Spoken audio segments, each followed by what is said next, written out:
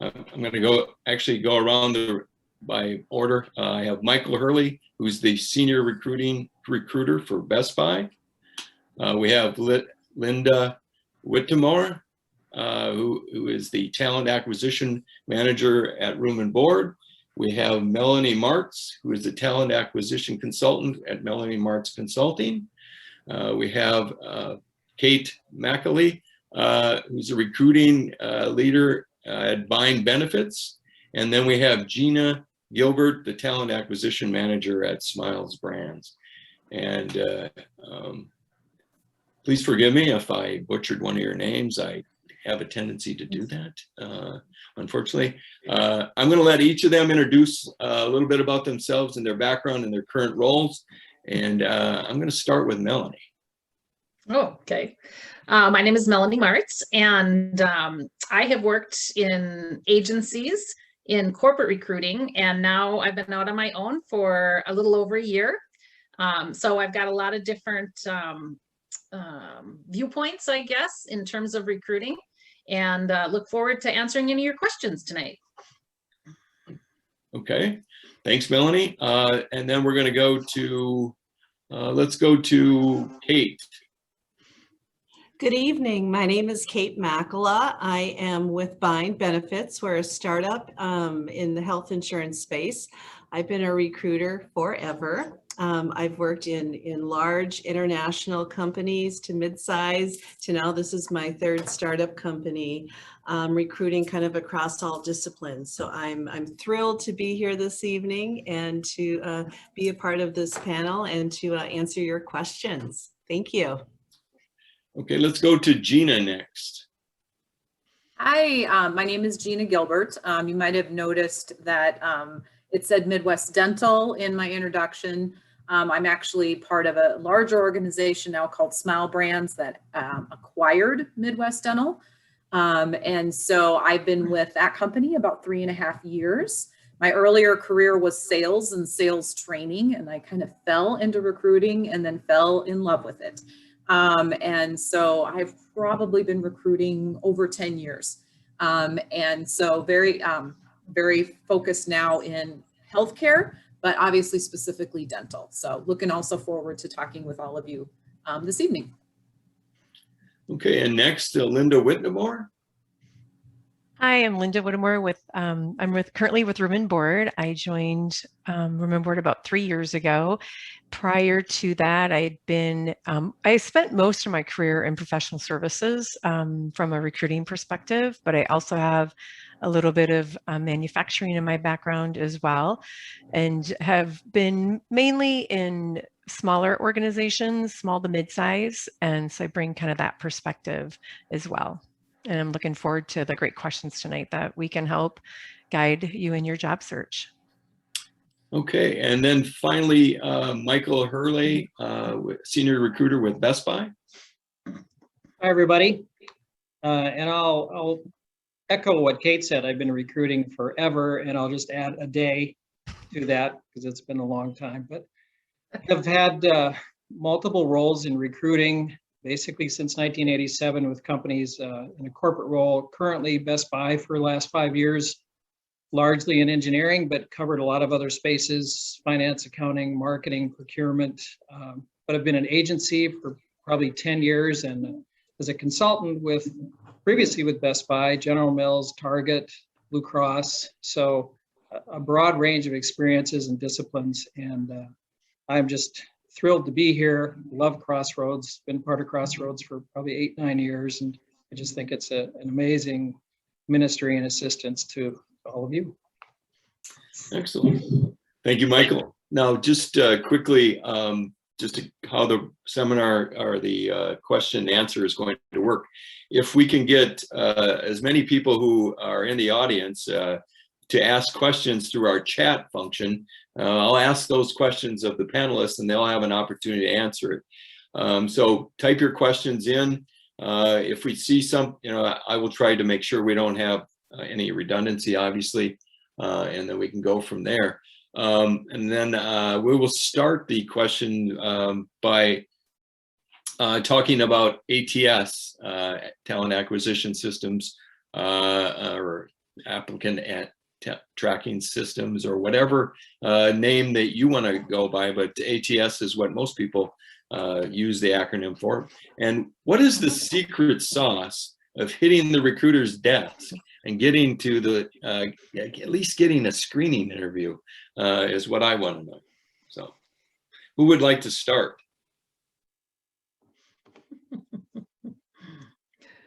Wow. Okay, I'll start. So I don't know that there's any secret. I think that some of the key things that we as recruiters look for are how closely aligned your background is with what we're trying to hire for. And that can be sliced in a variety of different ways. It can be by industry, it can be by position, it can be by type of roles that you've held. A lot of things today require a unique technology. So I think where I'm always looking for technology skills, whether you've worked on, certain CRMs or project management software. But those are some of the things, and I'll let the rest talk about some other things that they look for.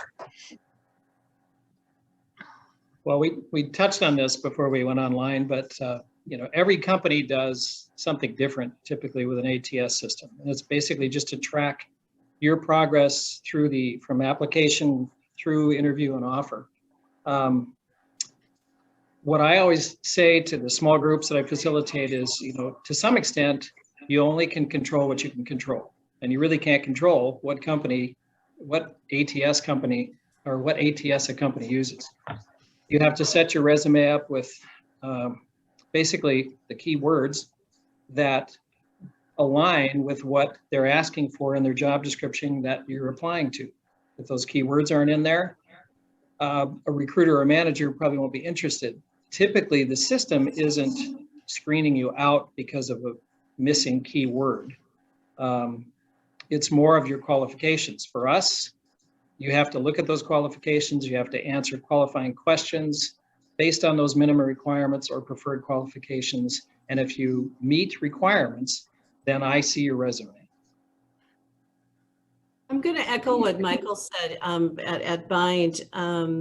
We don't use keywords, for when people apply. What we're looking for is I might have some pre-qualifying questions, and those are always related to the requirements of the job posting. So if it's a position where I know I'm going to get a lot of applicants, I might whittle those questions down to be more specific to a specific software. Like for a marketing position, if you have Domo, which is a requirement, that might be one of my questions that I ask in the pre-qualifying questions. But for me, it's the requirements of the job as it relates to your resume.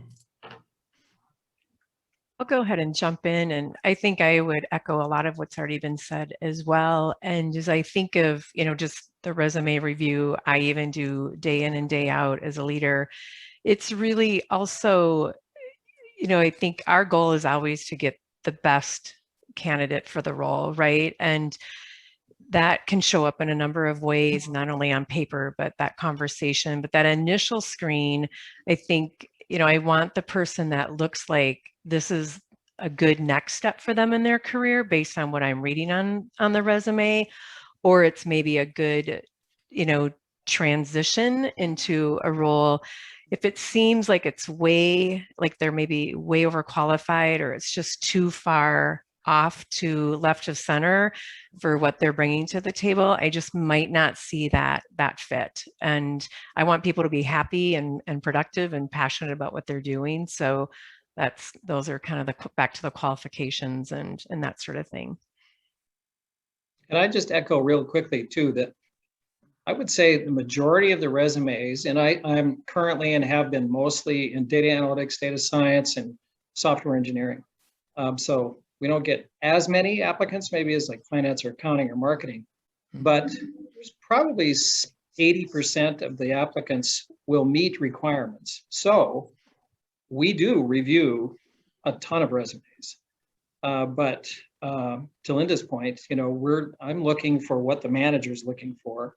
So I'm looking for that fit in terms of what they've told me and what I've had experience with that particular team or role needs. Okay, I how was- about if I we was gonna- Okay, go ahead. You can. Sorry, I was going to echo a little bit of what Michael said in that it varies a little bit by industry. Also, like in the volume of resumes that we have to look at. So, for instance, in healthcare and in the dental space, for instance, hygienists right now are very, very, there's just not enough of them, for the jobs that are out there. So they have all the power. So if I get one applicant, it's my job to get that person hired, kind of thing. Because I have jobs that I don't have any applicants for in that category. But then I might have another category, for instance, the office managers for our dental practices. That's a little broader and we get a lot of applicants for those. So there's a lot of things that we're juggling, the fit idea, the number of applicants we have, how qualified they are for what we need, and what our hiring manager is telling, because it is our job to give our hiring manager the best possible candidates. We don't want to present them someone that isn't, qualified. But there are times that we have to go back to them and go, hey, this is what I'm getting in applicants.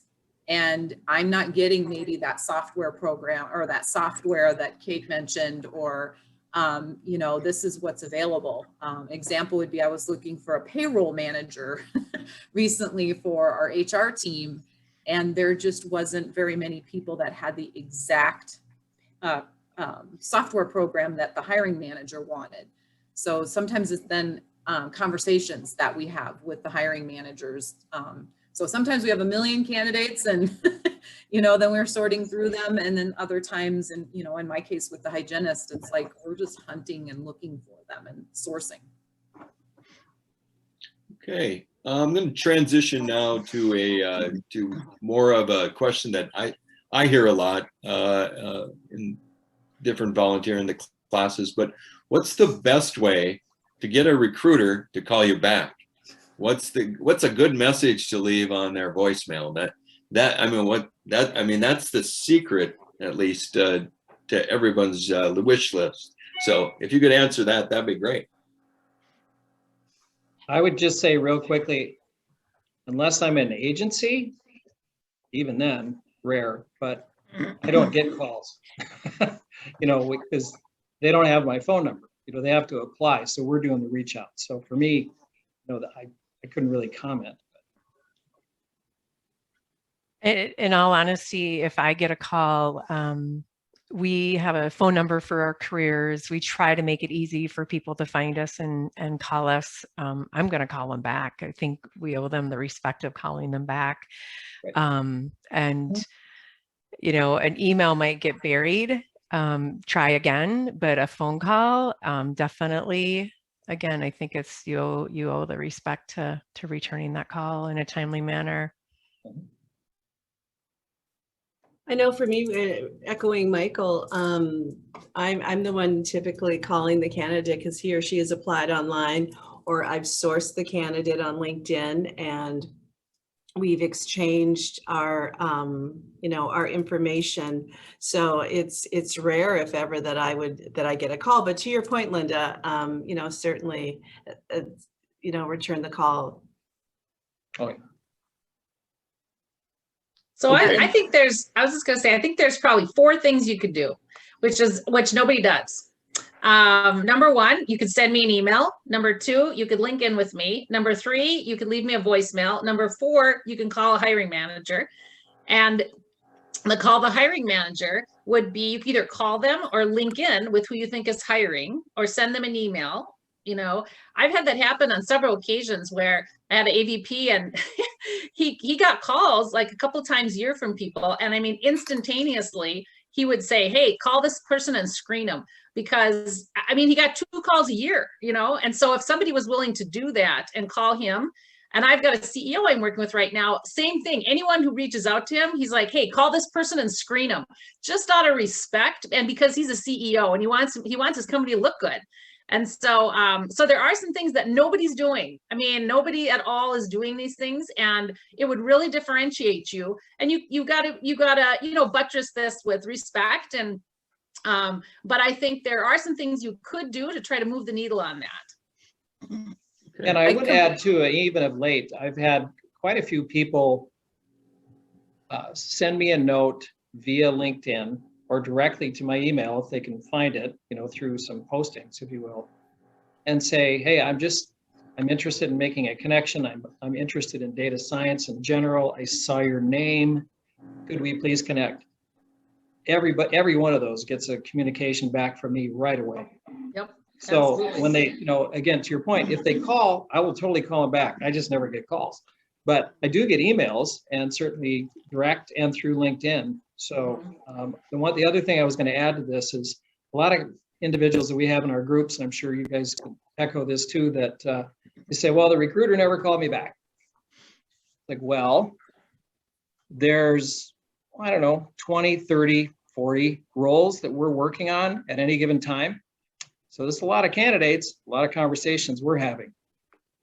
Maybe you have 15, 20 applicants out or applications out. So your number is a lot smaller than ours. So I just say, think of from a recruiter's perspective, how many calls we're putting out, how many emails we're getting. I think it's incumbent on you to do the follow-up, and to Melanie's point, multiple ways to do that. Yeah, So I would just echo to- that. Go ahead. You can echo it. I was just going to say, to echo what everybody said, and especially what Melanie said about the 4 ways. And it's also a balance of don't do all 4 in the same day. You know, don't, you know, I call it, you know, respectfully stalking, you know, someone. So maybe spread it out a little bit if you're not hearing back. But to Michael's point is that we do have a lot of things going on. So I appreciate, like, oh my gosh, I forgot that you had already emailed me. Thank you for, you know, the voicemail, or, oh, I see that you reached out on me on LinkedIn. Sometimes that's just like oh shoot, I didn't get back to that person. And it helps me, you know, remember to do that. And then you rise to the top of who I'm going to call back today. Right. So it's an art as well. So just to jump in, Michael, one of the things Michael said, in the class, we get a lot of that type of question. And to your point, it's like, how do I space them out? Should I be spacing them out? All those types of things. And I think you answered it. I mean, try to be as tactful and as patient as possible in some cases, because Michael indicated it. Your pile is much higher, and the applicant's pile is much shorter, and their urgency is different than yours. So the better they can be, you know, space it out, use different medium, doing it and give you enough to go on so you know why they're calling you, and what job and all that type of thing also is important, I would assume. Definitely. Okay, so I'm gonna move back a little bit and just ask a quick question about how do recruiters view the open to the work banner in LinkedIn? Can anyone answer that? Don't know what the work banner is in LinkedIn. Yeah, I'll say something. I know I pay attention to it. I think it's probably different for different recruiters. It depends on how many candidates that you have. But if I'm sourcing, for instance, I have what's called a LinkedIn recruiter seat. And so if I'm looking for hygienists in a certain area and it gives me, you know, 50 of them, but I see that 5 of them are open to work now, I will start with those 5. You know, it doesn't mean I'm not going to work the whole list, but I would start with those just because they, at least as of the day I was looking, it said they were open to work. Not everybody, you know, sometimes they may have gotten a job and forgot to change it. But it would help me set priorities, I guess. Yeah, I've had the only thing I'd say is I've had individuals, again, in small groups ask, like, well, doesn't that make me look like I'm desperate, or, you know, I need work? And I don't know about the rest of you, but I never look at it that way. I just say, and they could still be very well be employed and to some extent happily employed, but they're just open to considering some opportunities. So. Yeah, you can actually list open to work so that everyone can view it, or you can limit it just to like recruiters and that type of thing, so that not everyone can see that symbol around you.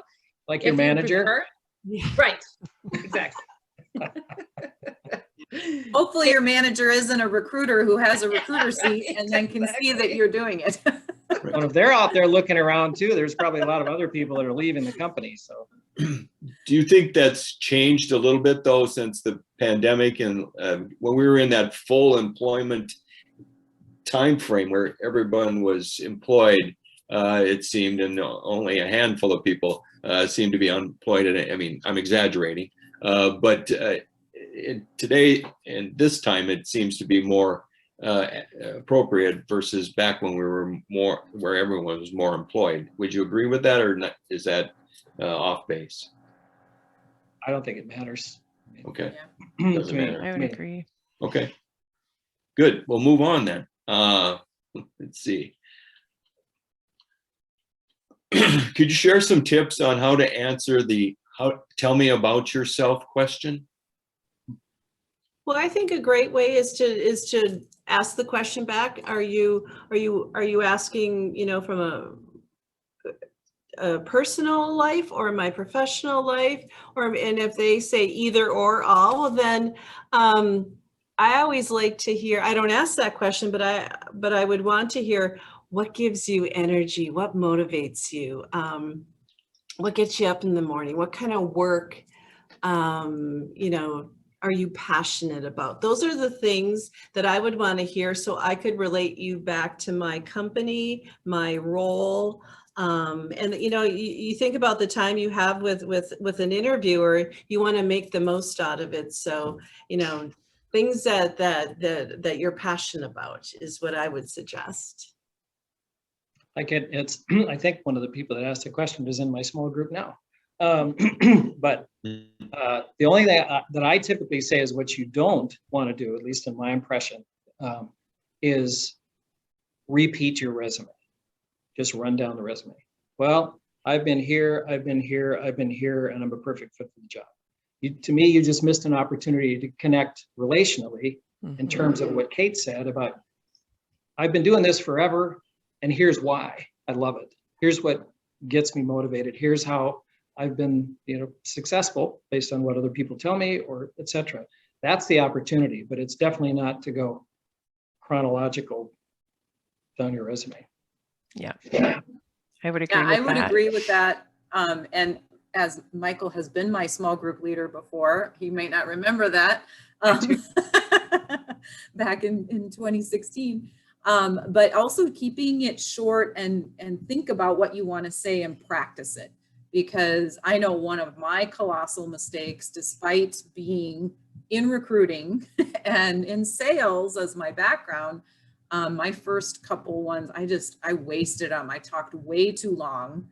And, I'm sure I talked myself out of a job, in all honesty, just because it was too long and I hadn't thought through how do I want to answer that question. So there are a handful of those questions that you really, you're going to probably get them, and just think through what you want to say, try to say it in less than a minute and, be prepared, because you're probably going to get that question. So Tom, I'd like to comment on this because I've been working on this with so I prep candidates to interview with my clients. Sure. Which is unusual because internal recruiters don't, but I do. And so what I've started doing is I've asked them to come. So I just tell them when I prep them, I say, tell me the 3 or 4 reasons you think you're a good fit for this job. And I don't even tell them why I'm asking them that question. And so they'll say, well, I've got 10 years of construction experience. I've worked with, 3 small companies. I'm very good with technology and social marketing. And I live near the office. So then I say to them, so tell me about yourself. That's the question. Just tell me back exactly what you just said. I have 10 years in construction. I live close to the office. I'm very strong in technology. So I haven't told you anything about my work experience at all. But what I've done is I've laid the groundwork for where I want it to go, you know, as a candidate. And I want to highlight those things right away that are most critical for the job.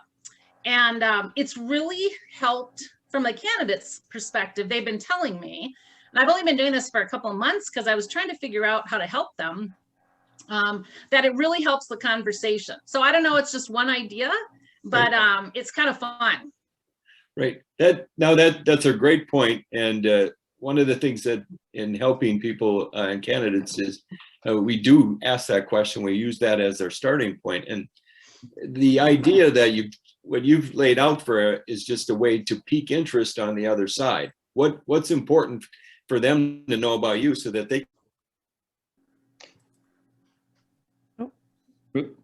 experience other things that relate to that. And they also know you're near the office, so you probably are very interested in the job. I like those questions. Excellent. Well, and to add on to what Gina said, if she might remember in the group, I focus heavily on practice, and it's not practicing in your head. It's verbalizing that answer.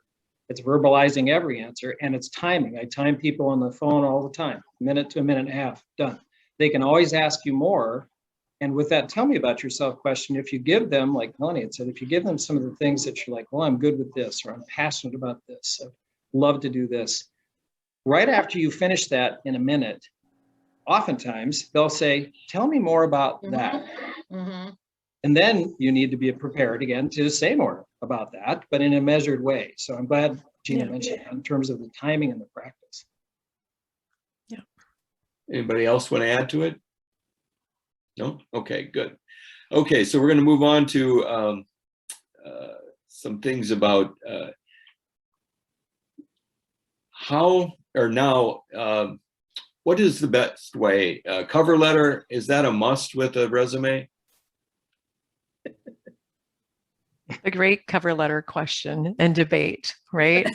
Michael, Yes. I think I remember I'm this really question interested. from a panel too. Yeah, I think so. Yeah, it depends on the role, honestly. Some roles, I think they can be really beneficial, and I think some job postings will ask for them. And I just tell people, if you're going to provide one, it needs to add value. You know, it's not just a thank you note, right? Or, you know, it needs to add value. I think it's a good opportunity to maybe share some of the question about you, a little bit more of your personality. And if you're going to include one, include it with your resume as one solid PDF or Word document. Otherwise, it often gets lifted somewhere else in the ATS and it's not always connected to your resume. So, and again, I think some roles are more relevant than others. And I would say probably 75% of jobs probably don't need them. Yeah, Best Buy has, our ATS system has a space for a cover letter. And I would venture a guess all probably whatever it is, 20 some recruiters would echo this, that they almost never click on that button to see if there's a cover letter. And usually if we do, there's not, and we don't require one. Yeah. I do have to say, like you just said, Lynda, I literally just the other day had a manager who was reviewing a couple of resumes for a data science role, and the summary that the individual put in his resume on the top was one of the best cover letters and engaging ones that I think I've read. He was a data scientist, but it was more like a marketing guy. He said, you know, what can I say about myself? I don't know exactly how it went, but the manager's like, you got to talk to this guy, Michael. This is awesome. You know? Just to find out how he thinks. Yeah. So that was very engaging. It wasn't generic. It was very unique. So I don't know if I'd necessarily try that all the time, but in this case, it worked. Yeah, I would add to that if you're going to do it, it's probably most relevant if there's some sort of communication and written communication in the job that you'll be doing, that would be a clue, you know, that we might look for. And then the other thing would be, if you're going to do it, as I call it, connect the dots. It's back from my old sales training days. And, you know, if you see something in the job ad or the job description that you know you're super strong at, then connect the dots. You know, you said you needed this, this is how I've done it. You know, you said you needed this, this is how I've done it. That's something that I personally would look for. I used to recruit salespeople back before my healthcare days, and always look for that kind of thing. It's like, it was a mini, you know, how good of a salesperson are you that I would look for in a cover letter. Okay. Should we move on? Okay, so let's move on to the resume. I have a resume question here. And it goes to, we hear this a lot in classes when we talk about resumes, but one of the things is there's a lot of school of thought out there that says only give the last 20 years, past years of your career. Some say give it all. Some will say only do the portions that are related to the job that you're. What's your point of view, and what do you think the right way to craft a resume is? My kind of school of thought is the last 10 years, because something you may have done 15 or 20 years ago isn't relevant today, or the technology you used isn't relevant today. If you're more of a senior executive, you might want to, in your summary, kind of overall paraphrase what you've done for the last 20 years. But you know, from my perspective, I think anything more than 10 years of experience isn't even relevant to me as I review the resume. Yeah, I think resumes, I have a hard time, you know, because I think that's a little bit of personal preference of, you know, everybody has different philosophies, as we said earlier. Like I think Kate is right that, like, I know I've been around a while, so I have quite a bit of history that I could put in a resume.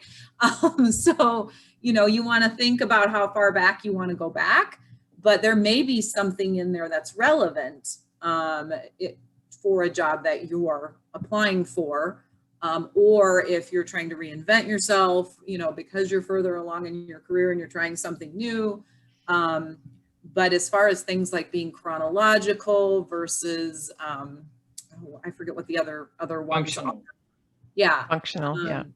Yeah, I mean, I think some of that is preference to the recruiter or the hiring manager that's looking at it. I personally like chronological with a summary at the top with some bullet points of highlights.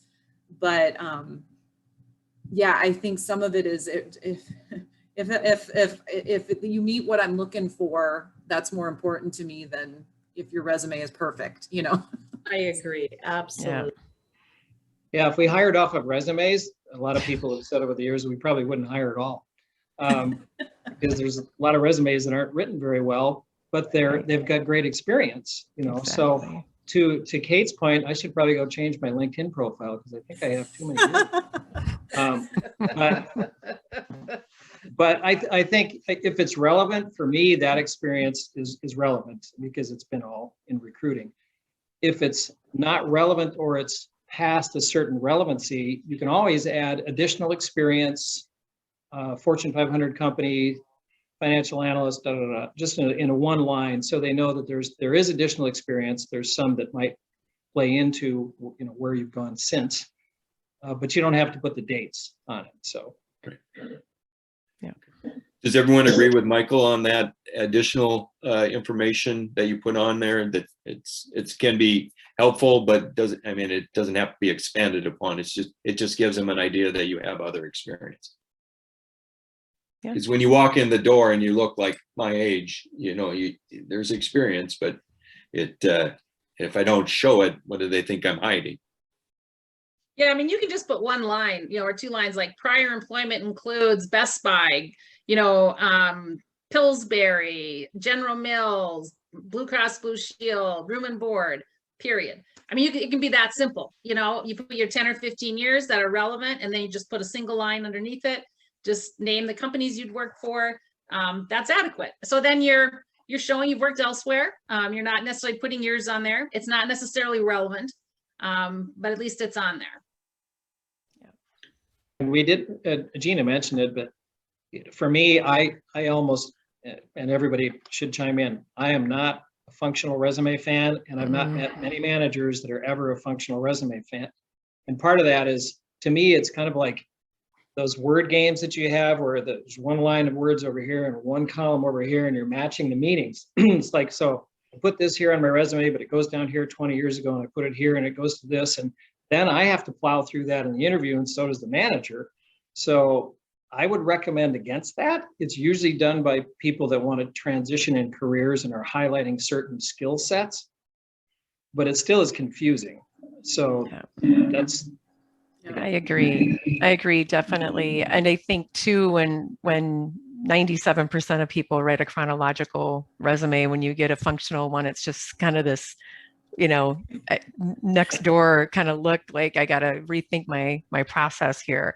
And you're right, it is hard. It's harder to get the story, quite honestly, because when I look at a resume, I am looking for your story. I'm looking to learn and understand what you did inside the companies you worked for and the accomplishments you made. And when it's functional, it's harder for me to get your story.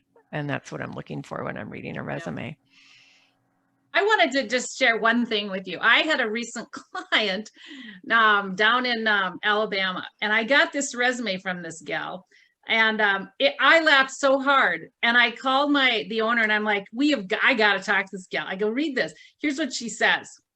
I'm an independent Southern woman who utilizes my hospitality to develop a close-knit family with my team members. I lead them to have successful, long-lasting relationships with our clients. I am known to have minor heart palpitations when I see an adorable dog. It was so funny. And we offered her the job. I mean, this gal she did, and she was a very calm person. She was very calm. And, when I read it, I thought she was going to be, just kind of a very hyper, just because it's funny, but heart palpitations cracked me up. And I told her, I said, I got to change my resume, my LinkedIn, everything. Cause I said, that was the funniest thing I've ever read. I loved it. I don't know how other people feel, but it was really cool. It was really fun. Well, sometimes they don't always necessarily get you an interview, but they definitely are memorable, so, but it's certainly, and it's true probably more for people that are maybe small companies, certainly in marketing, something where it's, I think Gina had mentioned it before, if you're in a writing capacity of some sort, marketing, creative, then you'll see that, and you probably should see that, engineers, not so much, except for the one that I mentioned earlier. And he got an interview, so. I love it. Okay, I had a great question, and for some reason when it just sort of went off my radar here, but the question was to the point where someone is actually changing careers and and they're looking to position a resume that really highlights their skills rather than what they have for job experience and titles, because they're looking for something. So you said that the functional resume isn't a way to go about that. What would be another way then to highlight those skills that they have that could be utilized in this transition career or transitioning to a new career title or type? Well, I would throw one thing, and it doesn't necessarily answer the question, but we mentioned it earlier. When you're trying to make a transition away from where you've been typically to something new, but applying similar skills, the best way to get that done is to network like crazy. Meet people that maybe are in that role that could help you get a conversation in a company, because again, if you have a recruiter that has a lot of resumes and yours doesn't match with what we're looking for, and we have a number of those, the person trying to transition may be a great hire, but it's not matching, it's not lining up. But if you do get someone to say, hey, Michael, can you take a look at this resume? They just sent it to me. They were referred by so-and-so, whoever, whatever it might be. That's definitely the kind of intro that you want. And it doesn't happen unless you network. So that's why network 70% of the time, apply 30% of the time. Yeah. I would agree with that. And I think sometimes we overlook kind of those transferable skills and, try to, line up exactly. And I think just being really creative in your experiences and thinking, how do they transfer to this new career that I am going for? And that's where I do think a cover letter could be an advantage point, because now you can help lay some introduction into what you're pursuing and why, and how you see your experiences transferring, and help them get there too with you before they dive into your resume. If you don't have a networking opportunity to open that door for you, because I agree, networking is probably more critical when you're doing a career transition. And then also, if you don't, because a lot of companies don't, require a cover letter. A lot of us don't even, we don't look at them. But in the summary on your resume, you could start, to Linda's point, telling us that story of your transitioning, but this is what you want to take with you and bring to that new role. So that's also another area to work on. Yeah, And Tom, also, if I could add one other thing too, just from an overview of a resume perspective. I think there was a question in the chat about this, but a lot of people say, well, you give your resume to 10 people, you get 10 different opinions. Probably true. I always say, don't give it to 10 people. And in particular, make sure the people that you're giving it to, maybe people like us on this, if you know people that are in recruiting that basically live resumes every day, or a hiring manager that hires quite a few people. They have an idea of what a good resume might look like, how it reads to them as it relates to what they're looking for, and certainly we do as well. So I always just say, try to get it to a few people that really know resumes, if you will. Okay. So let me ask you a question based on what you just said there. I mean, is it something that each job should have, every application you should have a unique resume or a somewhat unique resume, or do you have one resume that fits all jobs, or is there something in between? Probably in between. Yep. I would say, because I know it can be time consuming to try to create a new one for every job that you're applying for. And so you probably want to have a fairly universal, I don't know, template, if you want to call it. But you probably, if you're watching and looking at the job ad or description, because I think those are two different things, because I have an advertising background. But you're probably seeing the job ad. And so if you see things in that ad that you didn't necessarily have on your resume, you might want to tweak it a little bit. So that's, something that you might do. But I know from being in job transition myself, like trying to come up with, have a perfect resume for every job it's gonna wear you out. To try to have 100 different versions. But I think it'll depend though, because for example, I'm a recruiter. This is my expertise. This is my background. My resume isn't going to really change or vary if I'm applying to a recruiting position. So I think it depends on the role of what you're looking for, because I would send out my recruiting resume to and applications for a recruiting role. So I think it depends.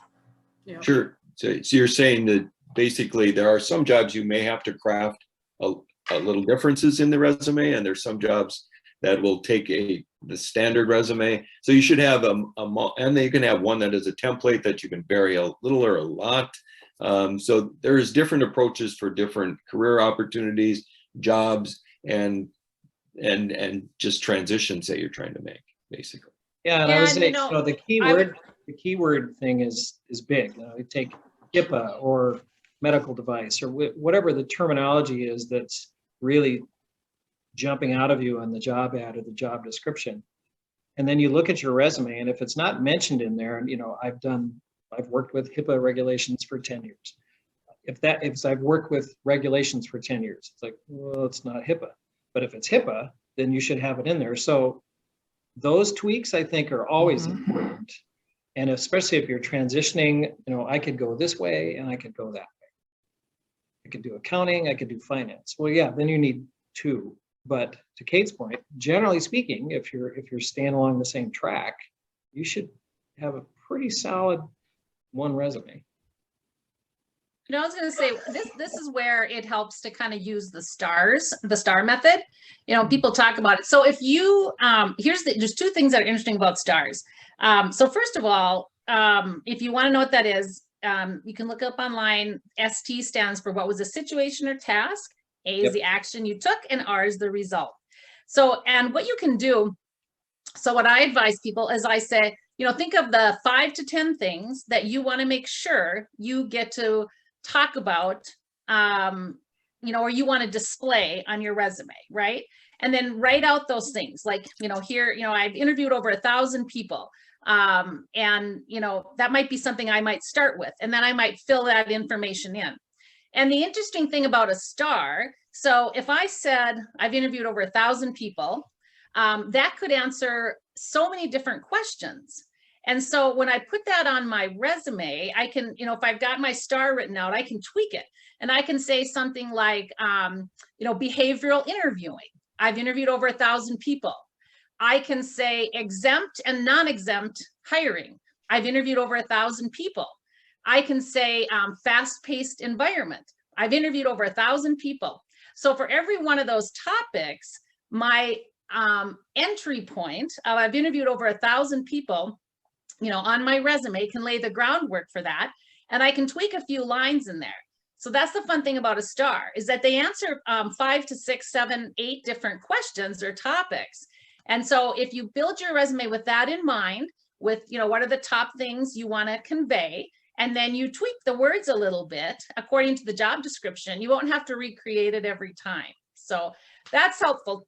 What I've when I help people with resume writing, that's sometimes helpful. I would add on to what Melanie said, but not about the resume. But I'm so glad you mentioned the star stories, because we work on those in Crossroads all the time. I basically help people try and keep track how many of you developed during these 8 weeks that we've been together. And I've literally had half a dozen conversations and debriefs about interviews with directors and VPs of late. And a couple of them specifically called out, you know, Mike, they didn't say anything. They didn't have the star story at all. And because of that, they tended to kind of ramble and go around to questions and over the top, and we had to try and bring them back. But that star scenario, set aside the resume. You can have the most amazing resume, but if you can't come up with a brief STAR, TIR, however you want to say it, answer to questions when you do get the interview, the resume won't matter. So super important. And you can look on the Crossroads website, you know, there's information out there on that, but I would highly recommend people look into that. Sorry. That's an excellent point, Michael. I think the advantage of the star stories is that no matter what you get thrown for a question, if you have enough star stories and you've practiced them and you know your answers, you can adapt that any of those to any type of question that comes up, and you can perform excellently. So, anyways, moving on. Well, not really moving on, but staying with the resume idea. There's those folks who, let's say, take time off for whatever reason. They have a gap in that resume. What's the best way to handle that, both in the resume and then when you have to explain it in an interview? Well, on your resume, let's say from 2016 to 2018, you stepped away from work and you were managing your household, or you were taking care of an elderly relative. All you have to do is 2016 to 2018, cared for a relative, stayed home and took care of my family, went on sabbatical, went back to school. You don't have to go through a big story. It just shows me as I'm reading the resume, okay, oh, so from here and here you did that. Perfect. That's the explanation. I agree. I don't think that's looked down upon as much as it used to be. Not I at think all. it was a little more, yeah, exactly. And Honestly. yeah, I know I don't look down on it as much, maybe because I'm in an industry, especially with like hygienists, They do tend to work part-time. They tend to take time off to be with their family. I mean, it's very common in my industry for that to happen. And then they come back in, and then they go back out, and then they come back in. And so I don't think it's as bad, looked on as down upon as much as it used to.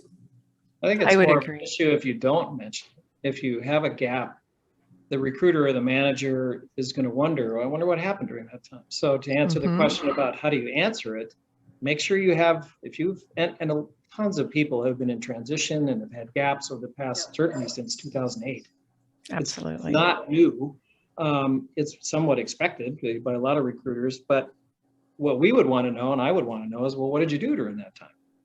I took some classes. Maybe it was caring for, again, like Kate mentioned, an elderly parent.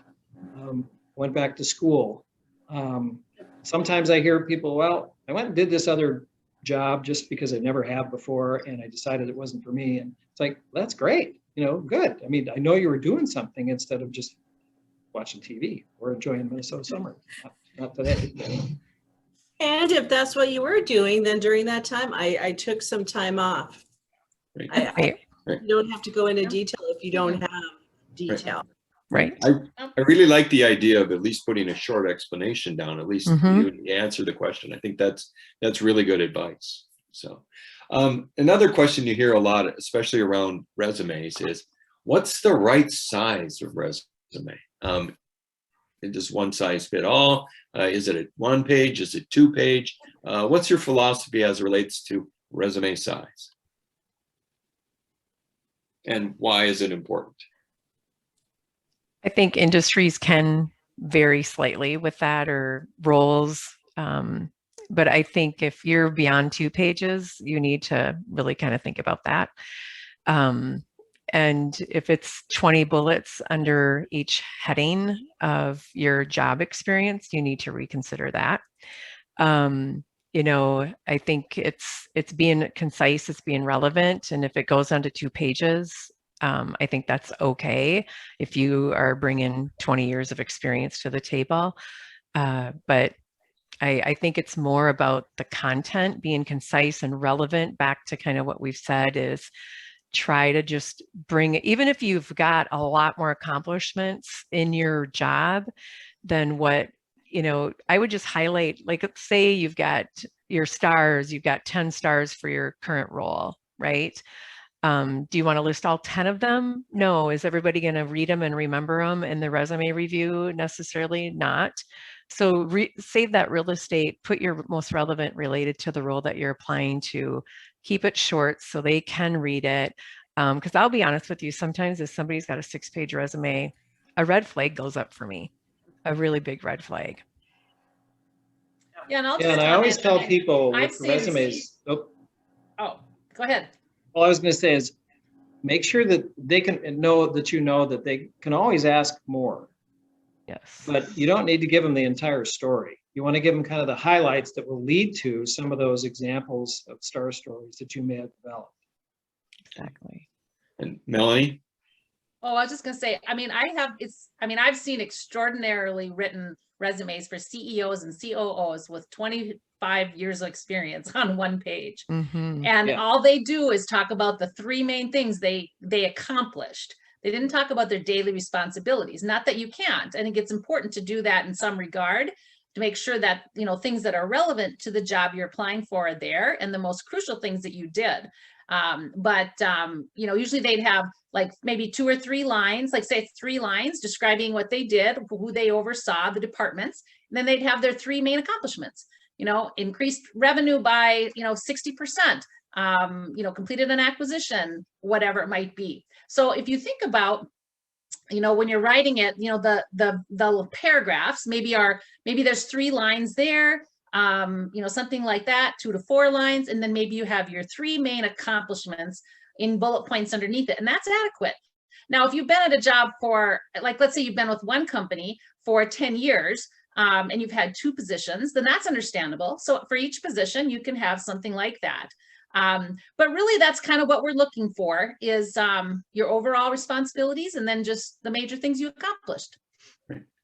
That's an excellent answer. I mean, that's and we in crafting resumes and talking about them in classes and things, that's where you hear a lot, and it's essential. But anytime you're helping someone, it's usually that area of how do I quantify that accomplishment? What does it sound like, and how do I do it? And that's the most difficult for most people. And so just having that in 1 or 2 sentences is very important. Correct? Yep.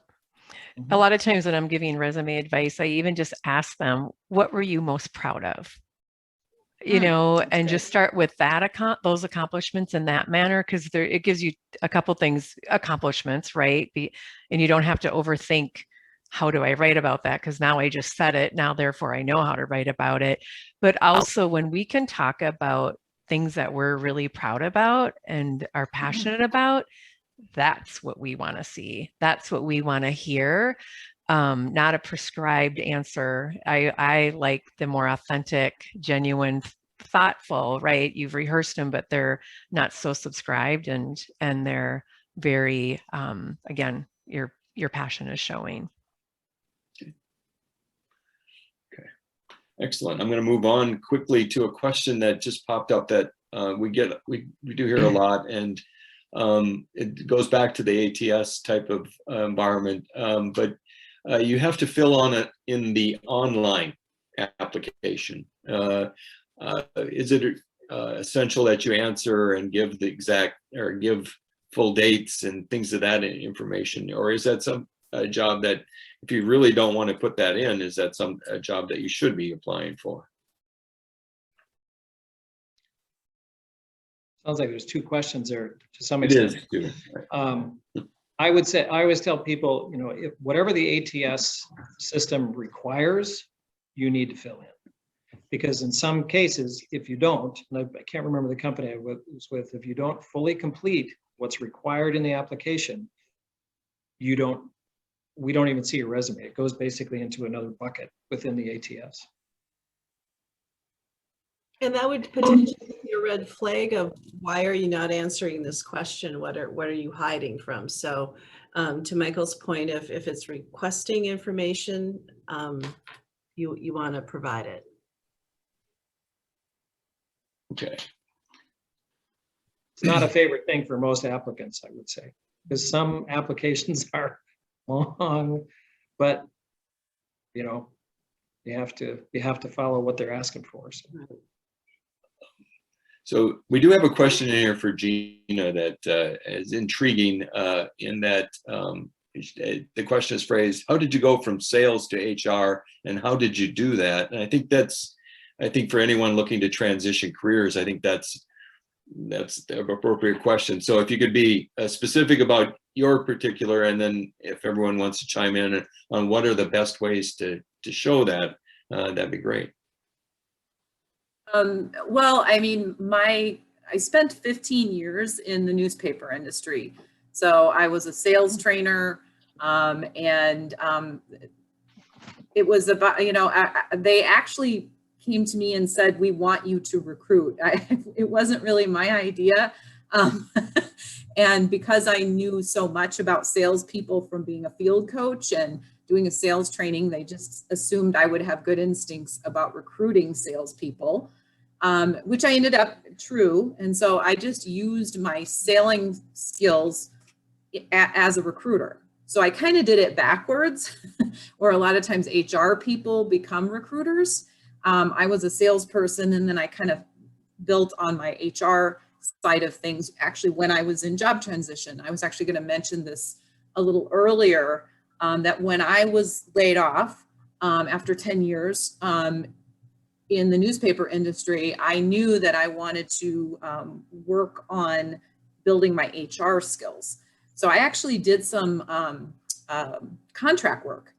And my first thing I took was just an HR admin kind of person. Took just the lowest level one, so that I could just have an HR, actually coordinator, I think it was, title to put on my resume. And so I was willing to do that. I think I did it for, I don't know, 12 or 16 weeks, a contract. And then I did another contract that had an HR generalist title, but the company that was looking for that wanted it was heavy recruiting. It just happened to be an HR generalist title. And so I took that contract as well.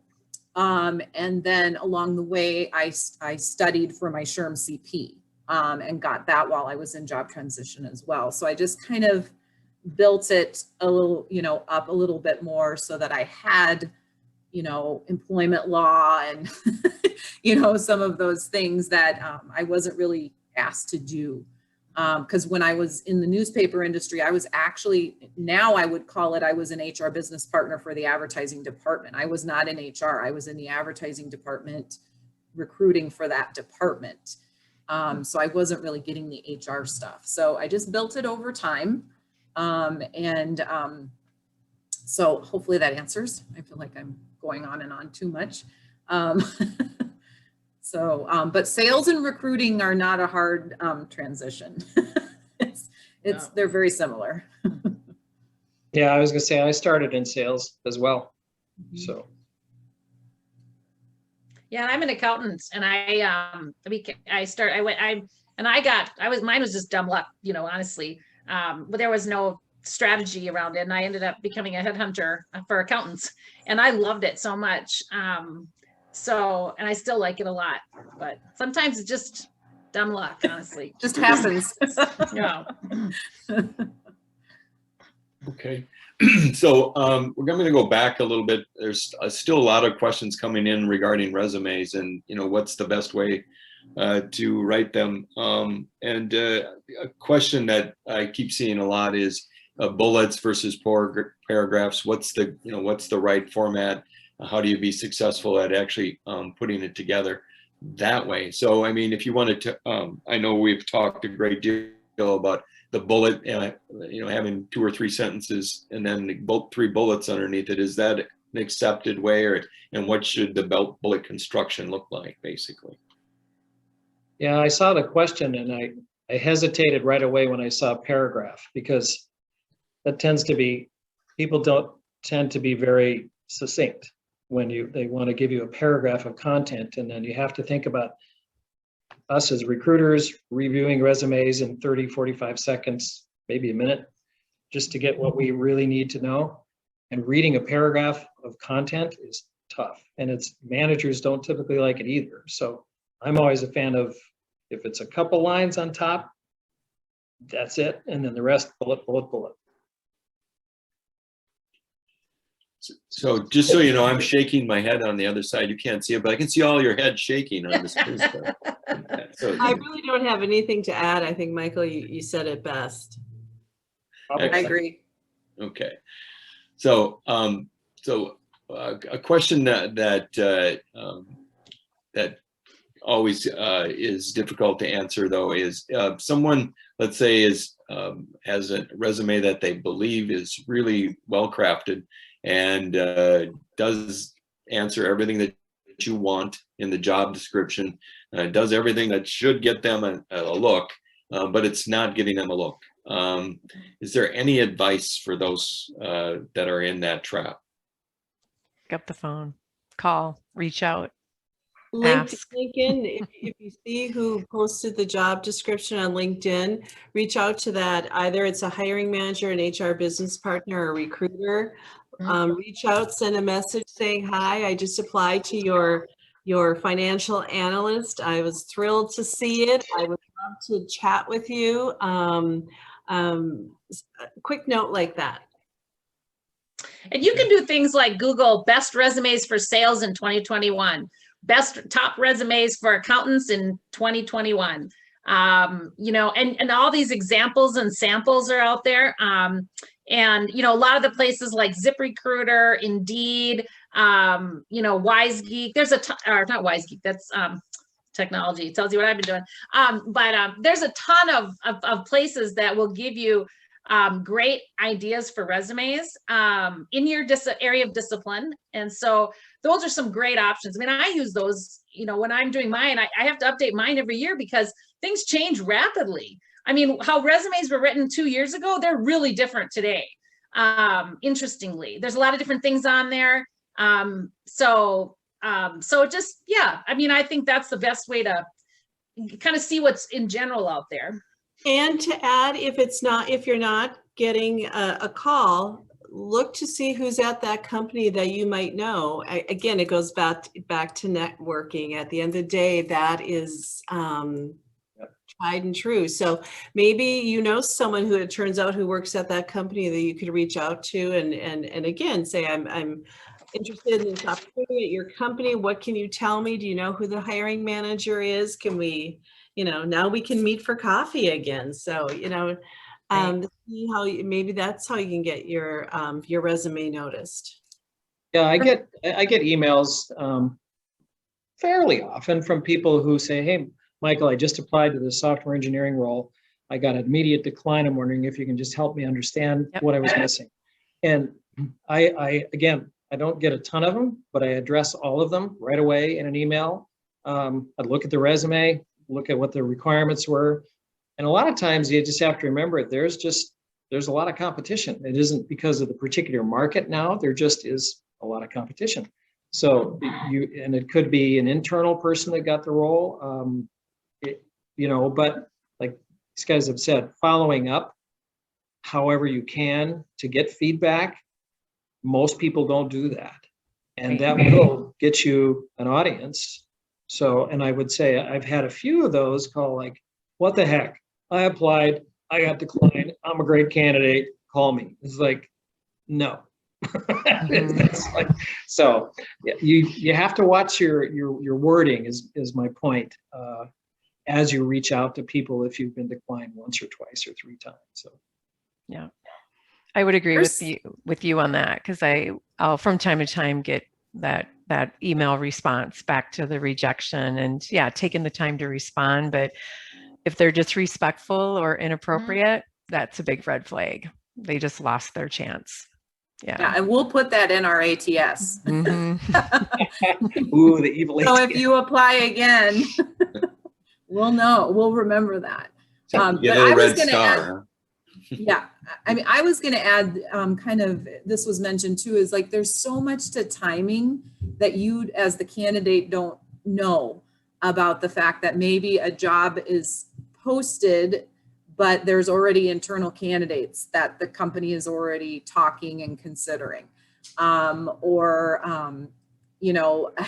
There's just could be a million things, or they posted it, they're waiting for resumes to come in, and then they're going to look at those and then decide who they're going to talk to. And you have no way of knowing these things as the candidate, that's going on behind the scenes. So we're always going back to the whole networking thing, because if you're, know somebody there, because I know one of my things that I prided myself on when I was the recruiter, but I want my recruiters to do, is have a pipeline of people that they already know, so that when a new position opens up, we can get that person in really, really quickly. Because one of the things we're often measured on is time to fill. So how long did it take us to fill this position?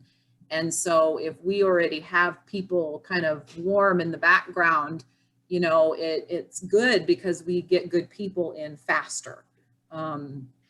So good, quote unquote, recruiters, again, are like salespeople. So some of us, you've got a good group here on the panel, and, some of them are not going to be good about following up with you, but good ones, I like to stay, if I had a good candidate, but I didn't have a job for them at that time, I will try to still talk to them and say, "Hey, I'm really sorry we filled this position, but I really would like to keep in touch with you, because I thought I saw some really good things, when we talked. I just don't have something for you right now. But if you're open to me reaching out to you next time I have a position opening up,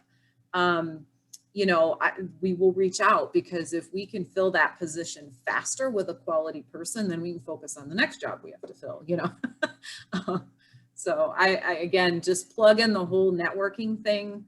I think what was your percentage, Mike? 70% networking, 30% applying, I couldn't agree with that. More. My 21-year-old just got her first job.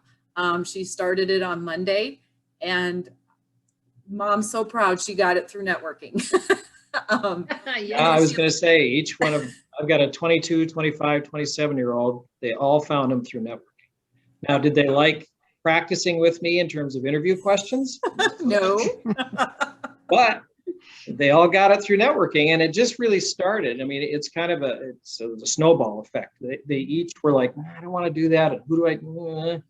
And then, you know, again, it's like the star story. You have to be prepared about how you reach out to those people you want to talk to. You have to be prepared when you talk to them so that you're referable after you talk to them. And again, the last person that you think might have helped you get a role ends up being the one 6 degrees of separations that got you this role. Yep. And that happened with each one of my kids. There's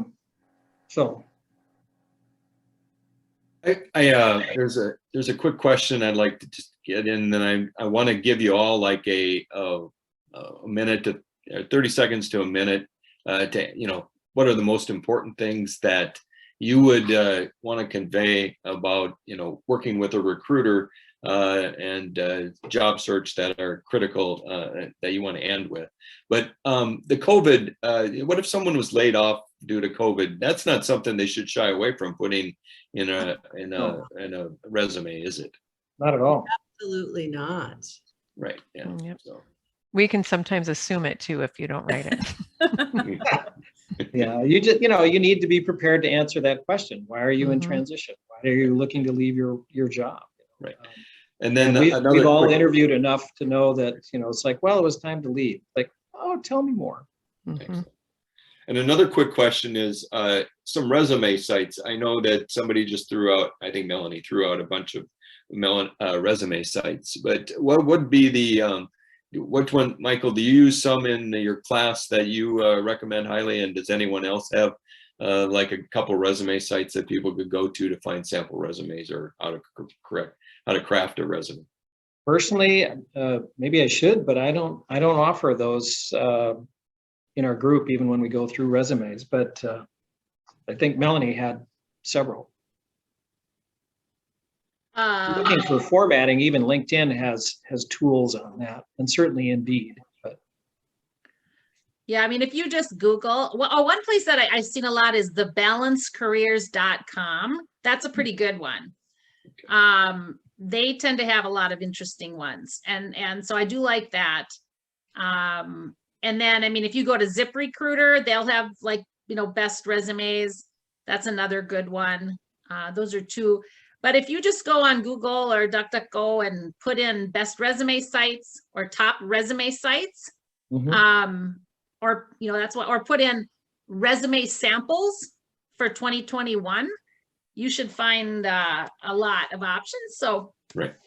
The resume sites are great for getting a formatting idea or maybe just an idea about certain things. But the key component of that is just don't copy what you see on the site and use that verbatim or anyway. So make sure that you're creating your own resume versus copying something that you found on a site. So the easiest way to lose out on an opportunity is to do something where you could be caught plagiarizing something. So, well, and I think specific to Dave's question or point is I see a lot of resumes where they pull basically directly from the job description and plunk that into their resume as a bullet of what they've done. And I guess I would say I wouldn't do that.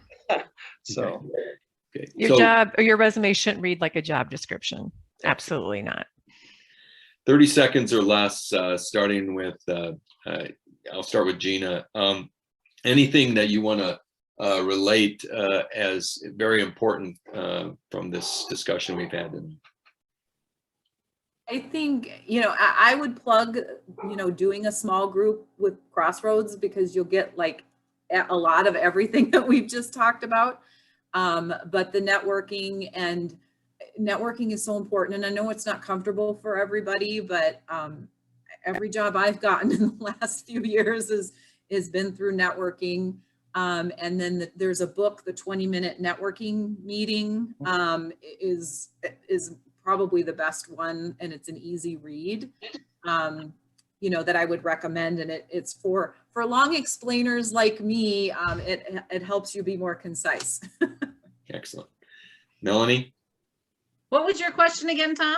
I was Just leave us with something important that you want to about this panel discussion or the resume or job search. Yeah, I think, again, if you want to differentiate yourself, reach out to recruiters. When I talk to you about that, in your job search, have it one of your goals to reach out to 2 or 3 recruiters a week. Some companies have 10, 15, 20 recruiters or more. Larger companies do. So there's small, there's medium size, and there's large companies. But establish relationships with some of those recruiters. So I had a friend of mine from college. I mean, I really don't know the guy very well, but he reached out to me to network about 2 or 3 weeks ago, and I didn't have a job for him. Well, another friend of mine, she does retained search. She shot me, she kind of told me about a job she's working on. I go, oh my gosh, that would fit him. So they had a discussion today, and it was just a scenario where I haven't seen this guy. I think I've seen him once since college. But again, I think there's a lot that, so we tend to be quite well networked. Recruiters do. So even if we don't have a specific job for you, we know a lot of people. And so we might be able to, move you forward in another company or to a colleague of ours or someone we know. Excellent. Lynda?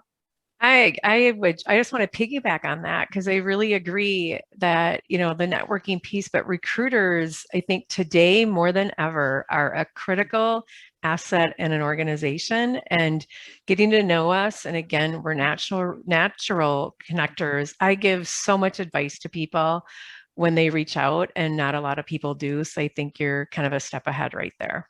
Excellent. Michael? Yeah, I would say what I land on in my groups, and I hear again in debriefs with managers and directors, is you need to practice your star stories. You need to develop the star stories first, but you need to practice them. And by practicing, I mean verbalizing them. Same thing I just mentioned with my kids, trying to get them to practice interviewing. It's like, well, I thought about saying it this way. It's like, well, how many times have you said something that you thought about? Have it come out exactly how you want. In an interview, that's your opportunity to shine or not. And generally speaking, you could be the most talented person in any given discipline, but if you can't communicate that succinctly, clearly, in a story that's engaging, the next person will get it. You have to verbalize. Thank you, Mike. And Kate, the anchor? All right. I would just like to say this. Interviewing is stressful, and it's probably a few of us enjoy it. There are those that love to talk about ourselves, and this is a platform. But I will say this to you: give yourself some grace. If you're nervous, it's okay to say during the phone screen or the interview, I am nervous. I respond to that. It's okay. Take a deep breath. Let's talk it through. At the end of the day, I want you to be able to tell your story to me. If that means I have to pause so you can collect your thoughts, or if you need to collect your thoughts, ask for that, or say, can you rephrase the question if you don't understand the question? We're here, we're here to bring out the best in you, because we want that great candidate, and that more than likely will be you. So I would just say, give yourself grace, ask questions if you need to, and be your authentic self. Okay, well, thank you all for your great answers and your time tonight. I think you did a wonderful job of explaining all the things we need to know about interviewing and applying for jobs and really being on top of things. So thank you for your time. I really appreciate it. I think we all appreciate it. So, tomorrow you will receive information regarding this seminar via email. Check out our 8-week classes and our networking through Grace and our one-on-one help. Remember, our first full-day job search workshop will be live and in person on Saturday, July 10th at Grace Church in Eden Prairie. Please check that out on our website and sign up. And then our next webinar is going to be on Thursday morning, June 17th, 7:30 to 9. Dave Sparkman will be presenting on determining culture fit for your job search. Again, that's Thursday morning, June 17th at 7:30. Sign up on the website and attend that. I hope this tonight's seminar was well worth your time.